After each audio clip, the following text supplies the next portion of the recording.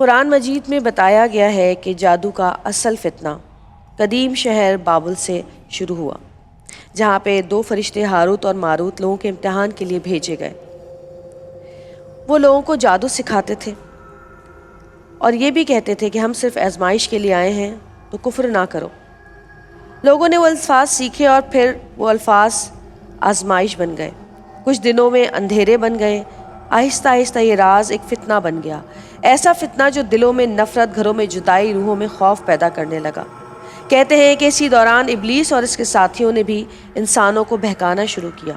انہوں نے جادو کو ایک ہتھیار بنایا اور یوں انسانی کمزوری نے اس علم کو تاریکی کی طرف موڑ دیا۔ صدیاں گزر گئیں، سلطنتیں مٹ گئیں، مگر جادو کی کہانیاں آج بھی سرگوشیوں کی طرح زندہ ہیں۔ مورخین کے مطابق جادو کی رسمیں بہت قدیم تہذیبوں میں بھی موجود تھیں، جیسے کہ قدیم مصر، بابل اور عاشور۔ ان تہذیبوں میں لوگ بیماری، دشمنی یا مستقبل جاننے کے لیے جادو اور ٹونے ٹوٹکے کیا کرتے تھے۔ جادو کی جڑیں بہت قدیم زمانے سے ملتی ہیں، لیکن اسلامی تعلیمات کے مطابق اس کا بڑا فتنہ بابل کے زمانے میں ہی ظاہر ہوا تھا اور بعد میں شیطانوں نے اسے انسانوں میں پھیلایا۔ یہودیوں میں کبالہ نامی علم دراصل جادو ہی ہے، جسے وہ حضرت سلیمان علیہ السلام کے نام سے منسوب کر کے کفر کرتے ہیں۔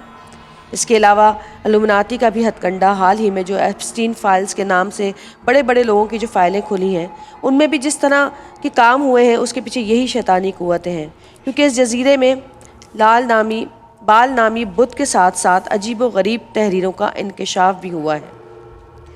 آج ہم بات کریں گے جادو کے بارے میں۔ سورہ بقرہ میں آیا ہے کہ اللہ تعالیٰ نے دو فرشتے ہاروت اور ماروت کو دنیا میں بھیجا آزمائش کے لیے، اور جب انہوں نے لوگوں کو علم سکھانا شروع کیا تو سب سے پہلا جو کام لوگ کرتے تھے وہ میاں اور بیوی میں جدائی ڈالنا تھا۔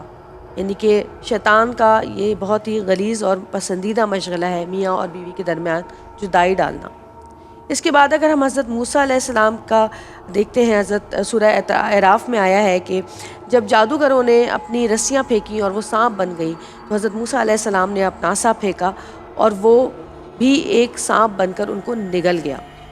تو آپ یہ دیکھ سکتے ہیں کہ جب نبیوں کے زمانے میں اس طرح کی چیزیں ہوئی ہیں، یعنی کہ نعوذ باللہ ایک یہودی نے حضرت محمد مصطفیٰ صلی اللہ علیہ وآلہ وسلم پر بھی کوشش کی جادو کی، لیکن اللہ تعالیٰ نے اپنے پیارے نبی کو خواب کے ذریعے بشارت دی کہ دو فرشتے آپس میں بات کر رہے تھے، جنہوں نے ان کو بتایا کہ آپ کے اوپر جادو کیا جا رہا ہے، اور وہ ایک کنویں میں، مدینے میں ایک کنواں تھا، اس میں وہ پھینکی گئی ہے وہ چیز جس پہ ان کے نام سے گٹھانیں باندھی گئی تھی۔ پھر نبی پاک صلی اللہ علیہ وسلم نے چند صحابہ کرام کو، جس میں حضرت علی بھی شامل تھے، وہاں بھیجا، اور جب کنویں کا پانی دیکھا گیا تو وہ بہت ہی مہندی کے رنگ کا ہوا تھا، اور پھر اس میں سے وہ چیز نکالی گئی جس میں نبی پاک صلی اللہ علیہ وسلم کے بالوں کو گٹھانے بنا کر ڈال دیا گیا تھا، اور پھر سورہ فلق، سورہ ناس جو ہے وہ پڑھی گئی۔ جیسے جیسے وہ سورت پڑھتے گئے گٹھانیں کھلتی گئیں۔ آج کل کے زمانے میں اگر ہم دیکھیں تو لوگ ہر چھوٹے سے چھوٹے اور بڑے سے بڑے کام کے لیے، جس کے پیچھے صرف اور صرف حسد مقصد ہے، تباہ کرنا مقصد ہے، جلن ہے، جو کہ وہ نہیں چاہتے کہ ان لوگوں کو آپ اتنا کامیاب دیکھیں، یا اس رشتے کو کامیاب دیکھیں، یا کسی کے کام کو کامیاب دیکھیں۔ آج کل لوگ پیروں فقیروں کے پاس جاتے ہیں اور یہ منتر سیکھتے ہیں یا منتر کرواتے ہیں، اور یہ ہر مذہب کے اندر آپ کو ملے گا۔ جادو ہر مذہب میں ہر طرح سے الگ الگ طریقوں سے کیا جاتا ہے، جس کو کالا جادو، سفلی علم کہتے ہیں، بہت ساری جگہوں پہ اس کو کچھ اور نام دیا گیا ہے۔ لیکن یہ جو لوگ سیکھتے ہیں وہ بھی دنیا کے غلیظ کام کرتے ہیں، اور جو کرواتے ہیں ان سے بھی وہ غلیظ کام کروائے جاتے ہیں۔ لیکن ہمیں قرآن پاک میں صاف صاف بتا دیا گیا ہے کہ جادو کا جو توڑ ہے وہ اصل میں ہماری قرآنی آیات سے ہی ہوتا ہے۔ اگر ہم اعتقاد رکھیں، ایمان رکھیں کلام اللہ پہ، تو یقیناً ہم اس چیز سے اپنے آپ کو بچا سکتے ہیں۔ سورہ فلق، سورہ ناس کے ساتھ ساتھ آیت الکرسی کا بھی ذکر کیا گیا ہے۔ آیت الکرسی جو کہ ایک احاطہ بنا دیتی ہے ہمارے آس پاس، جو ہمیں ہر بلا سے، ہر شر سے، ہر جادو سے محفوظ رکھتا ہے۔ لوگوں نے دنیا میں بڑے فساد پھیلائے ہیں جادو کے ذریعے، اور اس جادو کا اثر واقعی ہوتا ہے۔ ہنستا بستا گھر اجڑ جاتا ہے، ہنستے بستے رشتے اجڑ جاتے ہیں، لوگ تخت و تاج الٹ دیتے ہیں لوگوں کے، بڑے بڑے سیاستدانوں سے لے کر چھوٹے سے چھوٹا غریب آدمی بھی اس چیز کے اندر مبتلا ہے. لیکن قرآن پاک میں صاف بتایا گیا ہے کہ جادو کرنے والا اور جادو کروانے والا دونوں ہی اسلام سے خارج ہیں. ہم نے دیکھا ہے کہ لوگ بہت پیسہ خرچ کرتے ہیں. کچھ لوگ ہیں جو اصل میں جادو جانتے ہیں، لیکن کچھ لوگ ہیں جو ڈھونگی ہیں، جو بس ہاتھ کی صفائی سے لوگوں کو بیوقوف بناتے ہیں، یا جنہوں نے چھوٹے موٹے جنات قابو کیے ہوئے ہیں اور ان سے لوگوں کو بیوقوف بناتے ہیں اور پیسے اینٹتے ہیں. کبھی کبھی ایسا بھی ہوتا ہے کہ آپ جادو کا توڑ لینے جس کے پاس جاتے ہیں، وہ اس جادو کا تو توڑ کر دیتا ہے، لیکن دوسرا جادو آپ کے اوپر کر دیتا ہے کہ آپ زندگی بھر اس کے پاس جاتے رہتے ہیں، اس کو پیسے دیتے رہتے ہیں، اس کی خواہشات پوری کرتے رہتے ہیں. خواتین کا اگر ہم دیکھیں تو خواتین نہ جانے کیا کیا چیزیں کرنے پر آمادہ ہو جاتی ہیں، کیونکہ یہ ایک ایسا نشہ ہے جادو کروانے کا یا سیکھنے کا اور کرنے کا. یہ ایک ایسا نشہ ہے جو انسان کے اوپر ایسا غالب آتا ہے کہ وہ اللہ تعالیٰ کی بتائے ہوئے تمام احکامات، حضور پاک صلی اللہ علیہ وسلم کی بتائی ہوئی تمام سنت کو بھول جاتا ہے اور اس اندھیرے کنویں میں جاتا ہی چلا جاتا ہے. یہ ایک ایسی دلدل ہے کہ اس میں جو انسان پھنس جائے وہ پھر کبھی ابھر نہیں پاتا. آج ہم بات کریں گے جادو کی، کہ جادو کی اصل حقیقت کیا ہے، جادو کہاں کہاں تک انسان کو کس کس طرح سے نقصان پہنچا سکتا ہے. کیونکہ کبھی کبھی ہمیں پتہ نہیں چلتا کہ ہمارے سارے ٹیسٹ صحیح آ رہے ہوتے ہیں اور ہماری بیماری جا ہی نہیں رہی ہوتی. ہمیں سمجھ نہیں آتا کہ ہم پوری طرح محنت کرتے ہیں، ہر طرح سے کامیاب ہو رہے ہوتے ہیں اور اچانک ہمارا ڈاؤن فال شروع ہو جاتا ہے. کبھی کبھی ایسا ہوتا ہے کہ نماز پڑھنے کا دل نہیں کرتا. کبھی کبھی ایسا ہوتا ہے کہ اللہ کا کلام جب سنا جاتا ہے تو گھبراہٹ شروع ہو جاتی ہے، خوف طاری ہو جاتا ہے، بے چینی شروع ہو جاتی ہے. کبھی کبھی ایسا ہوتا ہے کہ آپ نے وضو کیا ہے اور نماز پڑھنا بھول گئے ہیں.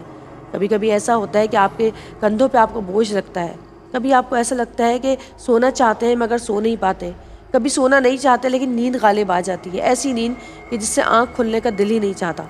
کبھی کبھی ایسا بھی ہوتا ہے کہ آپ بہت زیادہ کھانا کھانے لگ جاتے ہیں جبکہ آپ کی بھوک اتنی نہیں ہوتی. تو یہ بہت ساری علامات ہیں. ہمارے ساتھ مفتی نور رحمانی صاحب موجود ہیں، احمد رضا بھائی ہیں ہمارے ساتھ.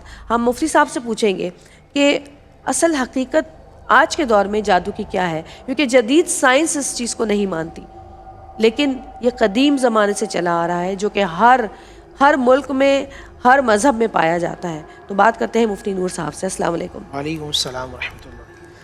کیا بتائیں گے آپ جادو کا آج کل کے زمانے میں کتنا سچ ہے، کتنے لوگ ہیں؟ اگر 100 بندے جادو کریں تو کیا ان میں سے ایک صحیح ہے؟ کیا حقیقت ہے؟ نحمد و نصلی علی رسول الکریم، اما بعد فاعوذ باللہ من الشیطان الرجیم، بسم اللہ الرحمن الرحیم. قال اللہ تعالی فی القرآن المجید والفرقان الحمید ویعلمون الناس السحر. صدق اللہ العظیم. تمام تعریفیں اللہ سبحانہ و تعالیٰ کے لیے اور درود و سلام و اللہ کے رسول، ہم سب کے آقا، ہم سب کے مولا، تاجدار مدینہ، تاجدار ختم نبوت، حضور محمد رسول اللہ صلی اللہ علیہ وآلہ وسلم. کچھ سمپل بات سمجھ لیجیے گا. قرآن مجید فرقان حمید سورہ بقرہ میں اللہ فرماتے ہیں یعلمون الناس السحر. وہ شیاطین جادو فرشتوں سے سیکھتے تھے کچھ لوگ تاکہ اللہ ان کو آزمائے. اور یہ جو پرانے زمانے کے لوگ ہوتے تھے وہ سلیمان علیہ السلام کے حوالے سے منسوب کرتے تھے، نعوذ باللہ. اور یہ اللہ قرآن میں فرماتا ہے یعلمون الناس السحر، تو اس کا مطلب ہے کہ جادو ایک حقیقت ہے. پھر سورہ فلق کے اندر ومن شر النفاثات فی العقد، کہ وہ جو پھونک مارنے والی عورتیں. جادو کی 2 قسمیں ہوتی ہیں، اور جادو کس طرح ہوتا ہے میں آپ کو بتاتا ہوں. جادو کی ایک قسم ہوتی ہے علوی. علا سے مطلب ہوتا ہے بلندی، یعنی کہ جو سیاروں کی غیر مرئی طاقتوں کے ذریعے کیا جاتا ہے. اچھا. ایک ہوتا ہے جادو سفلی، جو ہے اسفلا سافلین قرآن کے الفاظ ہیں، یعنی کہ وہ جادو کہ جو خبیث شیاطین جنات کے ذریعے کیا جاتا ہے. اچھا، پہلے والا کیا بتایا تھا آپ نے؟ علوی. الوی جو غیر مرئی سیارے ہوتے ہیں ان کی طاقتوں سے کرتے ہیں. اچھا. جو علماء نے جو لکھے ہیں 2 کائنڈ سیکھی ہیں. اچھا، جو اکثر جو جادو ہوتا ہے وہ سفلی ہوتا ہے، جس میں خبیث جنات کو عامل استعمال کرتا ہے. اس طرح ابھی آپ بات کریں گے سائنس، تو ماڈرن سائنس میں بالخصوص جو مائنڈ سائنسز کے جو اسپیشلسٹ ہیں وہ اس بات کو مانتے ہیں کہ اس کائنات میں 2 انرجیز ہیں، ایک پازیٹیو انرجی ہے اور ایک نیگیٹو انرجی ہے. اچھا، جب وہ جس کو وہ نیگیٹو انرجی کہہ رہے ہوتے ہیں، ہمارے نزدیک وہ ایول آئیز ہیں، ایول پاورز ہیں، شیطانی طاقتیں ہیں اور شیاطین جنات ہیں، یہ موجود ہیں. اچھا، رہا معاملہ اس طرح کا کہ کرتے کیا ہے، نبی علیہ الصلوۃ والسلام کی حدیث سے ان الشیطان یجری من الدم او کما قال صلی اللہ علیہ وسلم، کہ شیطان انسان کی خون کی رگوں میں دوڑتا ہے. ہوتا کیا ہے، جب اس پہ جادو ہوتا ہے اس کا ذہن اور دل کو کیپچر کر لیا جاتا ہے. دل میں جیسے گھبراہٹ بہت زیادہ ہوتی ہے، سر میں سے انزائٹی بہت ہوتی ہے، ڈپریشن بہت زیادہ. جادو کا سب سے بڑا ہتھیار یہ ہوتا ہے کہ انسان مایوس ہونا شروع ہو جاتا ہے. مایوسی غالب آ جاتی ہے. قرآن میں یہ بتایا کہ ہوتا کیا، ما یفرقون به بین المرء و زوجہ، میاں بیوی کے اندر نفرتیں آ جاتی ہیں. یعنی کہ کبھی کبھی گھر کے اندر جادو تو بہن بھائی سب ایک ساتھ بیٹھیں ایک دم لڑنا شروع ہو جائیں گے. اچھا بندے پہ جادو ہو، اس کو کبھی کبھی معدے کی تکلیف ہوتی ہے یا کبھی کمر کی تکلیف ہوتی ہے. جادو میں 2 بیماریاں دیکھی ہیں، وہ یہ کہ L5 L6 جو مورے ہوتے ہیں اس میں بہت پریشر پڑتا ہے، یا پھر سینے کی طرف یا یہاں پر دباؤ سب بہت زیادہ رہتا ہے. وہ جادو کی علامات میں سے ایک علامت ہوتی ہے. اچھا کریں کیا، جیسے آپ آیت الکرسی کے حوالے سے فرما رہی تھی، آیت الکرسی جو شخص پڑھتا ہے اس پہ 17 مرتبہ اللہ کی رحمت نازل ہوتی ہے. سبحان اللہ. کیونکہ اس میں 17 مرتبہ اللہ کی اس میں جلالت کا تذکرہ. اچھا یا پھر اگر کوئی شخص بہت اچھا ہے، نیک ہے مطلب، تو وہ خود سورہ بقرہ پڑھے. اچھا نہیں پڑھ سکتا کیونکہ جادو میں بہت آپ کی نا پاور ختم ہو جاتی، تو آپ سورہ بقرہ چلائیں. سورہ قلم کی آخری کی 2 آیات پڑھیں یا سماعت کریں. سورہ فلق و ناس جتنا پڑھ کے دم کریں. اچھا جن پہ جادو ان کو گھبراہٹ بہت زیادہ ہوتی ہے، جسم ٹوٹ رہا ہوتا ہے، درد کر رہا ہوتا ہے، میں ایسے لوگوں سے کہتا ہوں، بھائیوں سے اور بہنوں سے، کہ وہ آیت الکرسی کی کثرت کرتی رہے. وہ جتنی آیت الکرسی کثرت کریں گی انشاءاللہ اللہ چاہے ان کے معاملات بہتر یہ بھی حدیث مبارکہ میں آتا نا کہ جو شخص 7 دانے اجوا کھجور کے روزانہ کھاتا ہے، اصل میں وہ جادو سے بچنے کے لیے. بچنے کے لیے. اچھا وہ کیونکہ نبی صاحب نے شاہ فرمایا تھا کہ جو مدینے کے، اسپیشلی لفظ مدینے کے سمجھ کے، کہ جو مدینے کی اجوا کھجور کھائے گا وہ جادو سے اس دن محفوظ رہے گا. اچھا اس میں 7 دانے بھی. ہاں 7 دانے. لیکن جس پہ جادو ہے اس کے لیے پھر سورہ فلق والناس اور آیت الکرسی وہ کثرت سے پڑھنا. ایک چیز مجھے پوچھنی ہے کہ جیسے ہمیں پتہ ہے کہ یہ جو گندا جادو، سفلی یا کالا جادو لوگ کرتے ہیں، وہ قبرستان میں بیٹھ کے، قبر کے اندر بیٹھ کے چلے کرتے ہیں، قبر کی مٹی لا کے لوگوں کے گھروں میں ڈال دیتے ہیں، مردے کے بال کاٹ کے لوگوں کے گھروں میں ڈال دیتے ہیں، اور اس طرح کی بہت ساری چیزیں ہوتی ہیں. جو میرے ساتھ بھی بہت دفعہ ایسا ہوا ہے. میں نے ایک اپنی بوتیک کھولی تھی اور اس بوتیک کے باہر تقریباً ہر آلٹرنیٹ ڈیز کے اوپر کوئی نیمبو اور مرغیاں اور خون پڑا ہوا ملتا تھا، جبکہ اوپر کوئی گھر نہیں تھا، اوپر سارے آفیسز تھے. اور پھر اس کے بعد وہ تو خیر پتہ چل گیا تھا کہ کس نے کیا، کیونکہ سامنے والی دکان پہ کیمرہ لگا ہوا تھا. تو میں نے کہا تھا کہ آپ میری شاپ کے سامنے اگر کیمرے کا وہ رخ موڑ دیں گے تو مجھے پتہ چل جائے گا کہ کون ڈال کے جاتا ہے. تو وہ اپنے ہی قریبی، بہت قریبی دوست تھے جنہوں نے سب کیا. لیکن میں صرف یہ پوچھنا چاہتی ہوں کہ ہم کس طرح، ہمیں کیا پتہ چلے گا کہ کون بندہ ہے جو ہمارے جادو کا توڑ جانتا ہے؟ مطلب کچھ جادو اتنے خطرناک ہوتے ہیں کہ اس کا توڑ کروانا لازمی ہوتا ہے. میں آپ کو بتاتا ہوں، دیکھیں اس میں یہ کہ ایک بات میں آپ سے پوچھ سکتی ہوں، آپ بھی تو علاج کرتے ہیں نا لوگوں کا، لیکن آپ کے پاس ایسے لوگ آتے ہیں کہ جن پہ واقعی سخت جادو ہوا ہوتا ہے؟ میں آپ کو بتاتا ہوں، دیکھیں اس میں سب سے بہترین یہ ہوتا ہے کہ علماء جو عالم دین ہے اور جو اس کا علم جانتے ہیں. دیکھیں شریعت کا ایک علم الگ ہے اور اس کا ایک تھوڑا سا علم الگ ہے. لیکن جو عالم دین، جو آپ کو ظاہر اور باطن لگے، اسے ہمارے یہاں فتویٰ دیا جاتا ہے کہ آپ ظاہر پہ فتویٰ دیں. تو ایک وہ شخص جو رسول اللہ صلی اللہ علیہ وسلم کی تعلیمات پہ چلتا ہے، پیسے نہیں لیتا، سب سے پہلی بات. ہاں پیسے نہیں لیتے، پیسے نہیں لیتا. دوسری بات ہے الٹے سے منتر نہیں بتاتا، وہ آپ کو قرآن و حدیث کی آیت بتاتا ہے. صحیح. اس کے پاس جائیں تو میں سمجھتا ہوں. اچھا دوسری بات یہ کس نے کرایا ہے؟ قرآن میں اللہ فرماتے ہیں انی عالم غیب السماوات والارض، غیب کا علم صرف اللہ کے پاس ہے. بے شک. کہ کسی نے اس نے کرا دیا، اس نے کرا دیا، ایسا شخص جو ہے وہ بھی جھوٹا ہوتا ہے. سمجھ گئے. تو جو عالم دین ہے، مفتی ہے، اس سے تعلق رکھیں. اس میں نا یہ بھی زیادہ جو چیز میں نے محسوس کی ہے کہ پوری دنیا میں سفر کرنا ہوتا ہے، لوگوں کو پاکیزگی کا خیال رکھنا خیال چاہیے. نہیں ہے اور علم نہیں ہے. کہ مطلب آپ دیکھیں نا کہ ایک بہت عام فہم سی چیز ہے غسل جنابت، اس کے فرائض، وضو کس طرح کرنا ہے، مطلب.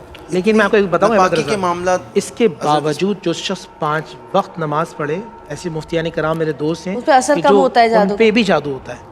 اچھا لیکن اثر تھوڑا جادو کم تو ہو جاتا برحق ہے. لیکن جو عموماً لیکن یہ کہ ہماری پاکی کا خیال رکھنا چاہیے، نماز کی پابندی رکھنی چاہیے، باوضو رہنا چاہیے. تھرڈ یہ کہ آیت الکرسی کا حصار ہر شخص کو کرنا چاہیے. خود نبی پاک صلی اللہ علیہ وسلم سورہ فلق اور سورہ ناس، اب عائشہ اس کی راوی ہیں، حضور اس وقت تک نہیں سوتے تھے جب تک سورہ فلق اور ناس پڑھ کے اپنے ہاتھوں پہ پھونک کر اپنے پورے جسم پر پھیرتے تھے.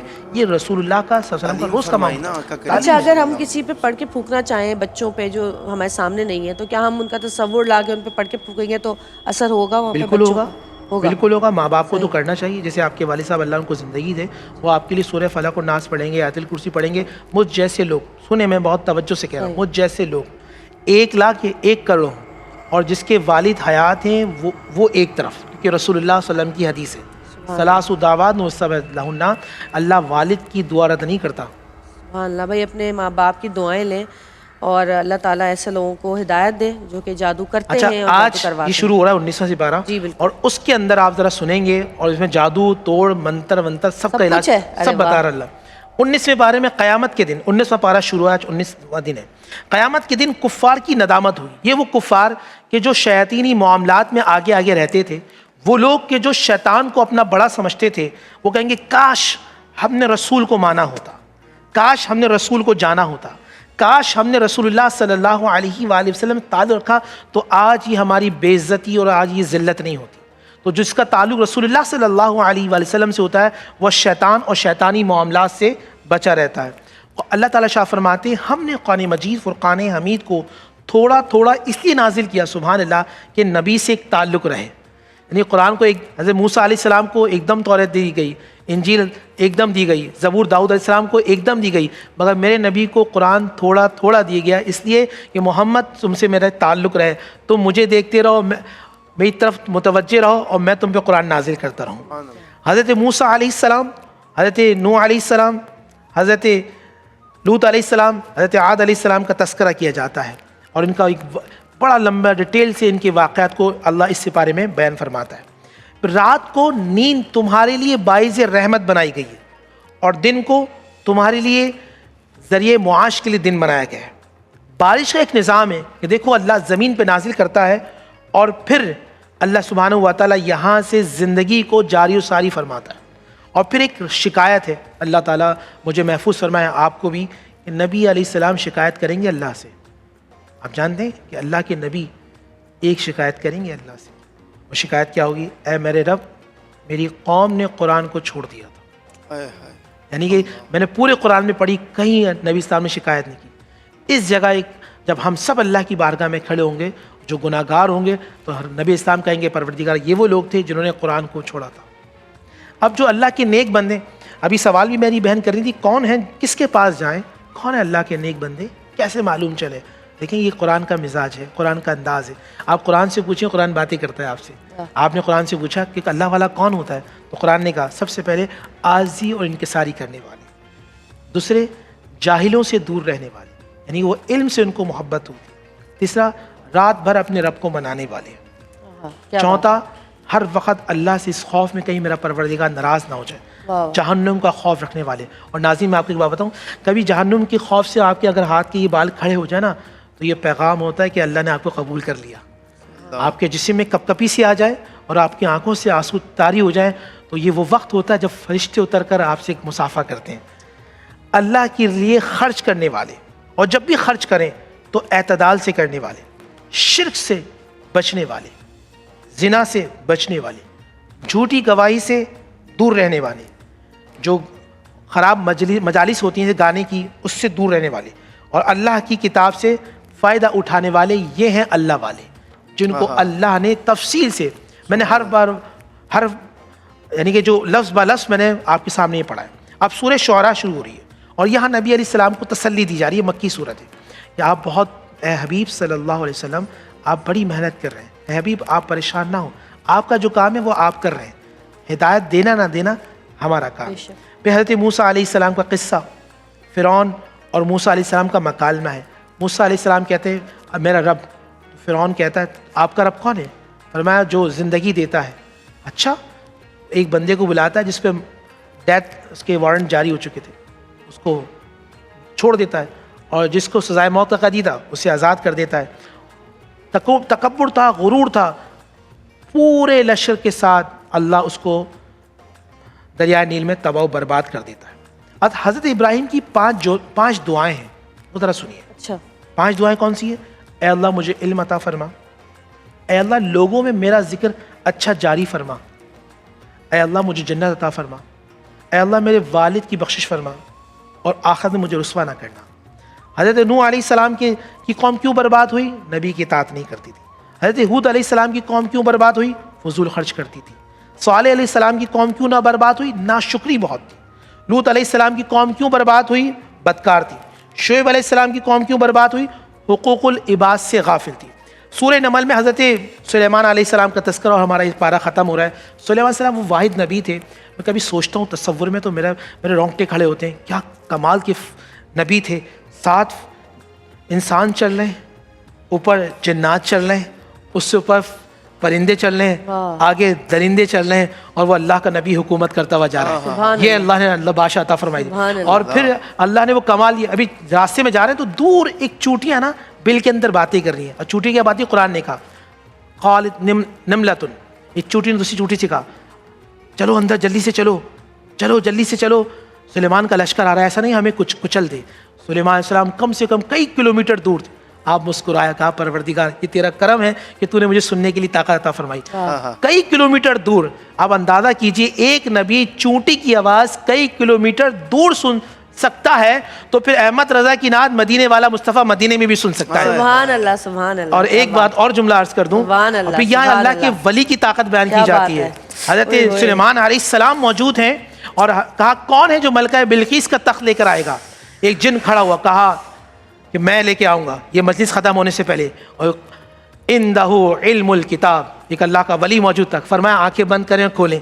آنکھیں بند کری اور کھولی, سامنے تخت موجود تھا. یہ اللہ کے ولی کی طاقت تھی. ملکہ بلقیس آئی, اپنا تخت دیکھ کے حیران رہ گئی, اور پھر اللہ کے نبی صلی اللہ علیہ وسلم حضرت سلیمان پر وہ کامل یقین لے آئی. تو اس میں یہ 2 باتیں معلوم چلی کہ اللہ نے اپنے نبی کو بہت طاقت دی ہے, اور نبی کے بعد اللہ نے نبی کے وسیلے سے ولی کو بہت طاقت دی. سبحان اللہ, سبحان اللہ. ہم یہاں سے پڑھے وہ مدینے سنے, ہم یہاں سے پڑھے وہ مدینے سنے, ان کی اعلیٰ سماعت پہ لاکھوں سلام, ان کی اعلیٰ سماعت پہ لاکھوں سلام, مصطفیٰ جان رحمت پہ لاکھوں سلام, شمع بز میں ہدایت پہ لاکھوں سلام, دور و نزدیک کے سننے والے مقام, دور و نزدیک کے سننے والے